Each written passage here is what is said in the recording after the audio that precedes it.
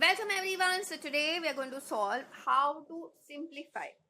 How to simplify 4 root 3 into 5 root 48.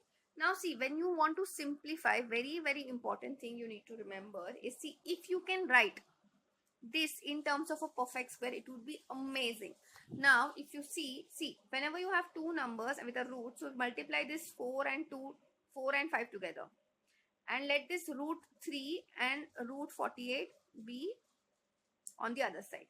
Now here a lot of people, what they do is they get 20, then they do 3 into 48. It is not wrong, it is absolutely not wrong, but then it will be a big number. Finding the square root, sometimes not everybody knows square roots of such big numbers.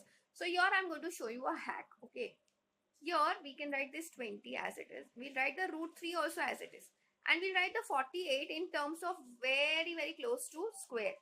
So I can write this as, basically, so this 48 can be written as what? 16 into 3. Now why did I do that? Because I wanted to write 48 in terms of its closest square.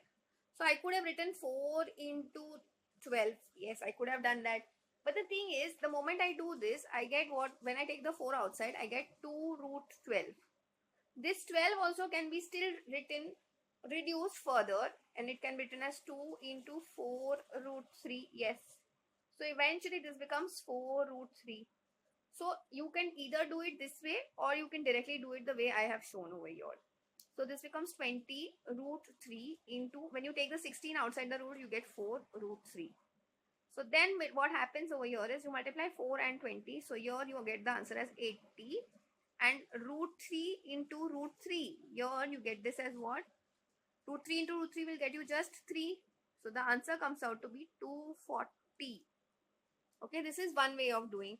And the other way of doing was just taking this, multiplying this and getting the square root. That is also absolutely okay.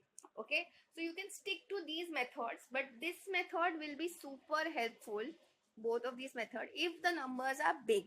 Okay, so I hope you've understood how to solve these kind of questions. That's it for today. I will see you in the next video.